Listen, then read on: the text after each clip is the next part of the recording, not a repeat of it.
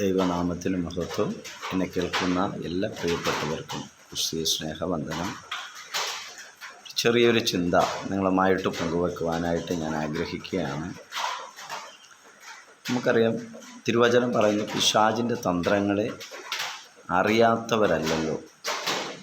പിശാചിന് ഒത്തിരി തന്ത്രങ്ങളുണ്ട്.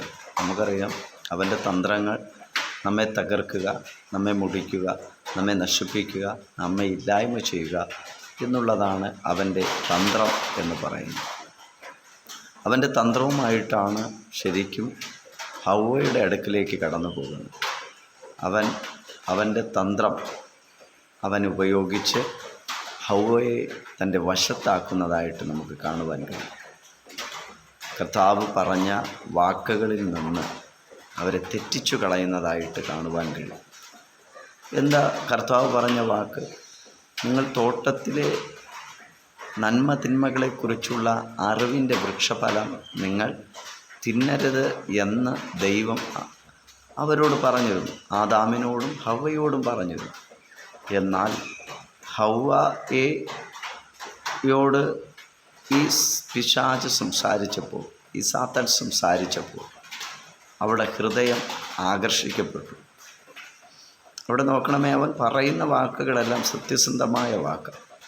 എന്നാൽ അവിടെ രക്ഷയുടെ ഇല്ലെങ്കിൽ ജീവൻ്റെ വചനത്തെ, ദൈവം പറഞ്ഞ ജീവനെ അവൻ ഹൈഡ് ചെയ്യുന്നതായിട്ട് നമുക്ക് കാണുവാൻ, അതിനെ ഒളിപ്പിക്കുന്നതായിട്ട് കാണുവാൻ കഴിയും.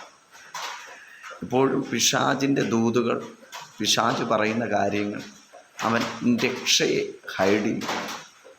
നമ്മുടെ ഭാവി ഒരുപക്ഷെ പറയാം, ഭൂതകാലം പറയും, അവൻ പലതും നമ്മോട് പറയും. പക്ഷേ അവൻ പറയുന്ന പ്രധാനപ്പെട്ട ഈ കാര്യങ്ങളൊക്കെ നമ്മൾ കേൾക്കുമ്പോൾ നമ്മുടെ ഹൃദയം അങ്ങ് ആകർഷിക്കപ്പെടും. എന്നാൽ പ്രധാനപ്പെട്ട കാര്യത്തെ അവൻ പറയത്തില്ല, അവൻ ഒളിപ്പിച്ചു കളയും. അത് പറയുവാനായിട്ട് ഇറങ്ങിത്തിരിക്കുന്ന പ്രിയപ്പെട്ടവരെയും അഭിഷക്തന്മാരെയും ദൈവമക്കളെയും തെറ്റിക്കുക എന്നുള്ളതാണ് അവൻ്റെ ലക്ഷ്യമെന്ന് പറയും. നമുക്ക് നോക്കാം, അവിടെ വചനം പഠിക്കുമ്പോൾ ഹവ്വ ആ ഫലം ഭക്ഷിച്ചു. അവൾ പാപത്തിലകപ്പെട്ടു. ദൈവം പറഞ്ഞ കാര്യത്തിൽ നിന്ന് അവൾ വ്യതിചലിച്ചു പോയി, പരാജയപ്പെട്ടു പോയി. എന്നാൽ അവിടെ കൊണ്ട് തീരുന്നില്ല. അവൻ്റെ വ്യാപാരത്തിൻ്റെ ശക്തി അവിടെ നിന്ന് അടുത്ത വ്യക്തിയിലേക്ക് കടക്കുന്നതായിട്ട് നമുക്ക് കാണുവാൻ കഴിയും. നോക്കണമേ, ആദാം ഇതുവരെ ഭക്ഷിച്ചിട്ടില്ല, പക്ഷേ ഹവ്വ ഭക്ഷിച്ചു. ഹവ്വ ഭക്ഷിച്ചിട്ട് തൻ്റെ ഭർത്താവിന് കൊടുത്തു.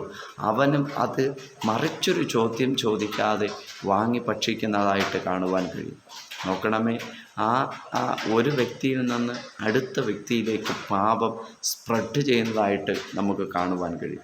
പാപത്തിൻ്റെ സ്വഭാവം എപ്പോഴും ഇങ്ങനെയാണ്. പിശാചിൻ്റെ തന്ത്രങ്ങൾ എപ്പോഴും ഇങ്ങനെയാണ്. ഒരു വ്യക്തിയിൽ നിന്ന് മറ്റൊരു വ്യക്തിയിലേക്ക് പാപത്തെ കൈമാറുക എന്നുള്ളതാണ് അവൻ്റെ ലക്ഷ്യമായിരിക്കുന്നത്, അവൻ്റെ തന്ത്രമായിരിക്കുന്നത്.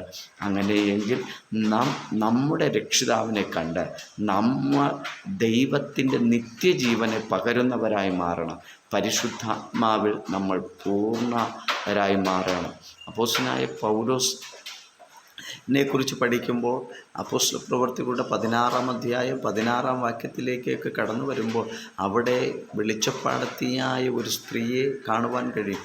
ആ സ്ത്രീയും പറയുന്ന കാര്യം കറക്റ്റാണ്. പക്ഷേ പൗലോസ് അവളിലുള്ള ദുരാത്മാവിനെ കണ്ടിട്ട് അതിനെ പുറത്താക്കുവാൻ തക്കവണ്ണം ഇടയാണ്. എന്താ കാര്യം? രക്ഷയുടെ സന്ദേശത്തെ ഇത് മറിച്ചു കളയുമെന്ന് മനസ്സിലാക്കി. പറയുന്ന കാര്യങ്ങളൊക്കെ കറക്റ്റാണ്, പക്ഷേ രക്ഷിക്കപ്പെടത്തില്ല. ഇതൊക്കെ കേട്ടിട്ട് ജനം രക്ഷിക്കപ്പെടണമെങ്കിൽ ഇത് തകർന്നേ പറ്റത്തുള്ളൂ. എന്നെ കേൾക്കുന്ന പ്രിയമുള്ളവരെ, നമ്മെ ഭരിക്കുന്ന, നമ്മെ തകർത്തു കളയുന്ന വ്യാപാരത്തെ തകർക്കേണ്ടുന്ന ഒരു ആത്മബലം സർവശക്തനായ ദൈവം നമുക്ക് നൽകുമാറാകട്ടെ എന്ന് ഞാൻ ഈ വചനത്തിലൂടെ ഞാൻ ആശംസിച്ചുകൊണ്ട് പ്രാർത്ഥിച്ചുകൊണ്ട് എൻ്റെ വാക്കുകൾക്ക് വിരാമമിടുന്നു. ദൈവം നമ്മേവരെയും അനുഗ്രഹിക്കുകയും ബലപ്പെടുത്തുകയും ചെയ്യുമാറാകട്ടെ. ആമേൻ.